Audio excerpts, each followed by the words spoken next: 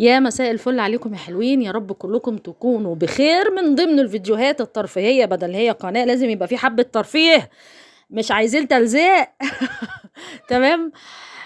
طبعا احنا شفنا فيديو حمدي وفاء اللي اتعمل ان حمدي راح قعد في اوضه الكراكيب واستخبى وعمل مقلب واتفق مع ابوه وامه وقال لهم يا ريت تقولوا لي يعني ايه هستخبى وانتوا بقى هاتوا لي الاكل والشرب وهنعمل مقلب في وفاء ان انا اختفيت واختفاء حمدي ومش اختفاء حمدي والكلام ده.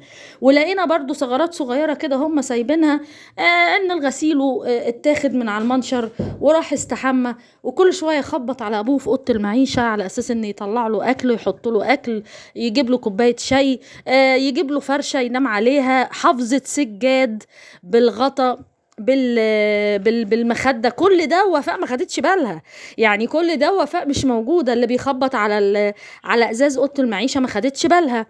ان هدوم جوزها لوحده، يعني الحرامي الغسيل لما هيروح يسرق هيسرق كل المنشر، مش هيسرق المايو او الشورت والتيشيرت بتاع حمدي والفوطه بس، لا هي باينه. فتوقعاتي للمقلب، لان هو طبعا قال لنا الجزء الثالث واستنوا شوفوا، وطبعا انا مستنيه على احر من الجمر. الناس دي سحلتني، يعني خلتني احبها اكتر من الواحد. يعني بيرفهوا عننا ومش بيستخبونا، يعني هما بيسيبوا ثغرات في المقلب تخلينا مثلا زي موضوع ان الحاج والحاجه يطلعوا له بطبق مكرونه بشاميل بفراخ.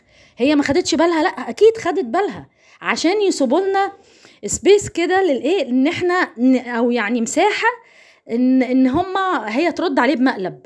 يعني حلاوه حمدي وفاء ان هم مش بيستغبوا المتابعين. يعني مثلا يقول لابوه هات لي الكاميرا من الشنطه الفلانيه يا ابويا وحطها عشان اصوركم. ابوه عمره ما هيحفظ، مش تقليل منه، ده راجل فوق دماغنا، بس عمره ما هيحفظ اسم الكاميرا وهيعرف ده انا هو اللي مش عارف ايه. مش هحفظ هيطلع ازاي ويحط الكاميرا. فهم بيسيبوا حتت كده يخلوا يدوا المساحه لوفاء تعمل عليها مقلب وتطلع تقول له انا عرفت ان انت موجود في البيت من كذا. الحاج خد الحافظه بتاعت السجاد، دي سجاده اتشالت من البيت يا جدعان، يعني اكيد خدت بالها. الحافظه خدت بالي منها. الاكل اللي كان بيتاخد، كوبايه الشاي اللي كانت بتطلع مع الحاج ويرجع من غيرها، ازازه الميه. كنت بشوفك في الكاميرات. لازم هيسيبوا حاجه عشان يعملوا عليها مقلب. ما هو المقلب مش هينتهي كده، يعني هو بيقول خلاص الجزء الثالث ووفاء مش هتعمل مقالب تاني خالص بعد المقلب اللي انا عملته.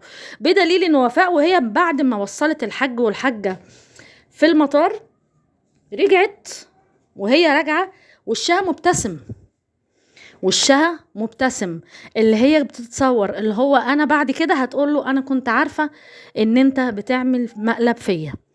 تمام. ف توقعاتنا ان هيرجع هتعمل منه زي محمد كده في المقلب لما قال له انت فين يا محمد، قال له يا بابا ماما هتعمل منك بطاطس محمرة. فاهمني؟ فوفاء مش هتسيب حقها، واحنا عارفين ان وفاء جدعة وست مصرية اصيلة. هيروح هيلاقي يا هتعمل فيه مقلب، هترد له المقلب وهترده له جامد بقى، الله اعلم هتعمل فيه ايه، الله يرحمك يا حمدي. يا اما هتقول له ان انا كنت عارفه وكنت بصور واهو بص ده كذا وده كذا. برضو ده هيبقى جو ترفيه وهيعمل لنا يعني سسبنس حلو كده وحاجه حلوه قوي. فاحنا في انتظار الفيديو الثالث. وبرضو يعني ما تنسوش تعملوا لايك، واستناكم الفيديو الجاي. يلا سلام.